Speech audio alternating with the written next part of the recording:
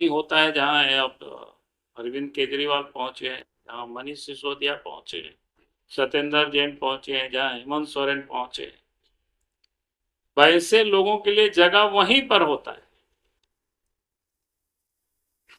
और अब मैं कह सकता हूं कि सही जगह पर वो सारे लोग पहुंचे हैं।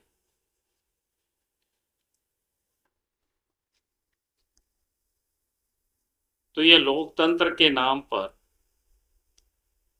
लोकतंत्र को ये मजाक बना देना, ये कहीं से भी उचित नहीं है और देश की जनता उसको कभी बर्दाश्त नहीं करेगी।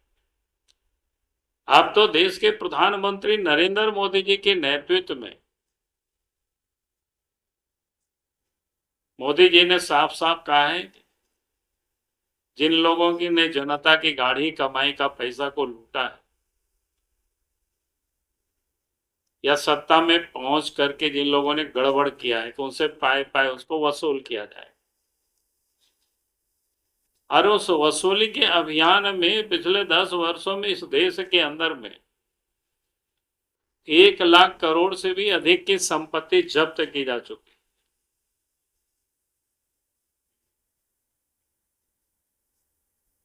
अब इस कारण से वो सारे लोग आज परेशान है, सारे लोग आज तबाह है। उनको लगता है कि भाई आज तक किसी ने भी,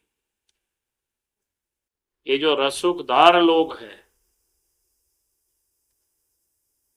उनको कोई छूने में, उनके यहाँ एजेंसी पहुंचने में हिचकती थी। लेकिन जब से देश के प्रधानमंत्री नरेंद्र मोदी जी बने, सारे एजेंसियों को स्वतंत्र किया गया कि भाई आप अपनी ड्यूटी प्रामाणिकता से, ईमानदारी से, बिना दबाव में आप उसको काम करें।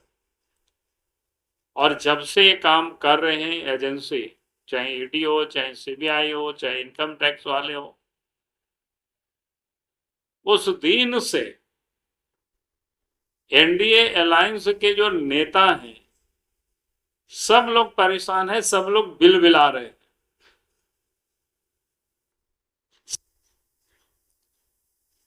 दिल्ली के नेता तो हम लोग जानते ही हैं, वो क्या बोलते थे, खाटी ईमानदार। लेकिन खाटी चोरी के आरोप में वो सारे लोग आज जेल में। झारखंड में तो जब भी हेमंत सोरेन के ऊपर तब क्या बोलते हैं कि हम खाटी आदिवासी हैं। हम बोले भाई आदिवासियों को क्यों बदनाम कर रहे हैं? आदिवासी बेचारा मेहनत करके कमा करके खाता है, लूट के कभी किसी का नहीं खाता। लेकिन ये लोग विक्टिम कार्ड खेलते हैं, आदिवासियों के नाम पर ये लोग खेलना शुरू करते हैं। आज हम हमको बता दीजिए, सर्वसाधारण कोई भी ट्राइबल, कहीं आपको हिस्ट्री सीटर कोई गुंडो भी नहीं मिलेंगे आपको।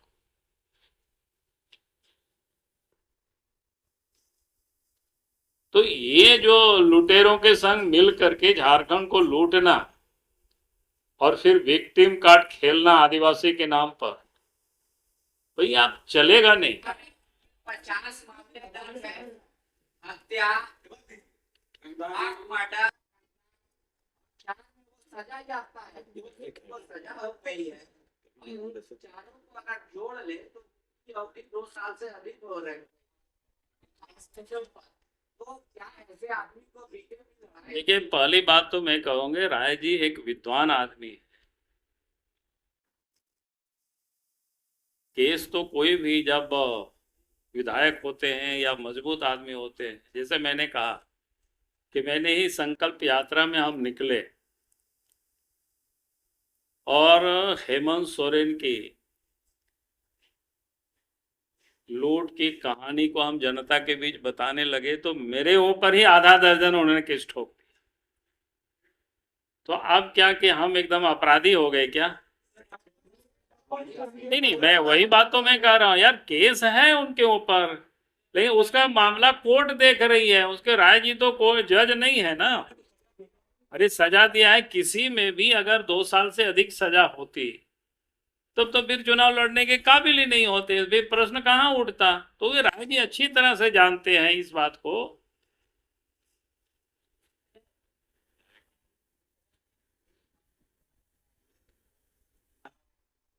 What for you? Why not the voice? ये क्या कहेंगे कि एक अपराधी आपके प्रत्याशी के पक्ष में अगर इस तरह का नहीं, हमने कहा कि हमारे में प्रत्याशी ने लिख करके दिया है थाना को, इसकी जांच होनी चाहिए। और प्रिंस खान आज से नहीं, पहले से, मैंने खुद डीजीपी से बात किया है पहले, आज की बात मैं नहीं कर रहा हूं। जब धनबाद में हत्या होने लगी और मैं धनबाद में गया था मीटिंग करने, और इसके बाद मैंने उनसे बात किया था डीजीपी को, ये क्या हो रहा है। डीजीपी ने कहा कि सर वो विदेश में रहते। हमने कहा कि भाई उनके जो गुर्गे हैं यहाँ, जो लोग उनका टेलीफोन रिसीव कर रहे हैं, उन 4 लोगों को पकड़ करके अब ठोक दीजिए डंडे से। अब इसके बाद कोई अपराधी फिर उनका कोई मोबाइल नहीं उठाएगा। क्या बात करते हैं। सरकार ये सारे अपराधियों को प्रोटेक्शन देती है, और इसके बाद बात करते हैं सरकार 4 साल से उनकी यहां चल रही है। प्रिंस खान 4 साल से वो यही धंधा कर रहे हैं। और जिस दिन बीजेपी की सरकार बनेगी, मैं आपको बताता हूं, कोई प्रिंस खान का टेलीफोन झारखंड की धरती में रिसीव करने वाला आदमी हिम्मत नहीं जुटा सकता।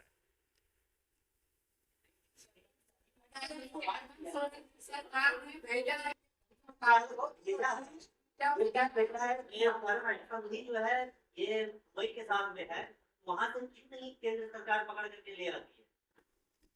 अरे हमने क्या कहा, इन्होंने भेजा है, क्या भेजा है वो केंद्र करेगी, वो एक प्रोसेस होता है। लेकिन मैंने सीधा डीजीपी से बात किया था, आज से नहीं, मैं 6 महीना पहले या 3 महीना पहले मैंने बात किया था। और मैंने डीजीपी को साफ साफ कहा था, बाकी जो कार्रवाई होगी कानूनी तो होगी।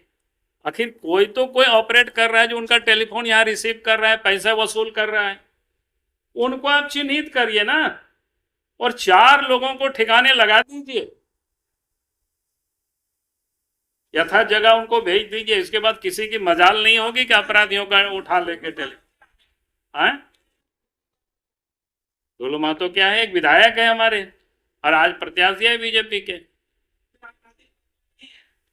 नहीं, अपराधी नहीं है। सवाल है, मंत्री की अभी प्रेस कॉन्फ्रेंस कर रहे हैं, आरोप लगा रहे हैं कि आदिवासियों का सम्मान जो है। अरे भैया, इतना वर्षों में कांग्रेस पार्टी ने कौन सा सम्मान दिया बताइए। आज तो बीजेपी ने ट्राइबल के महापुरुषों को, ट्राइबल को कितना मंत्रिमंडल में जगह दिया।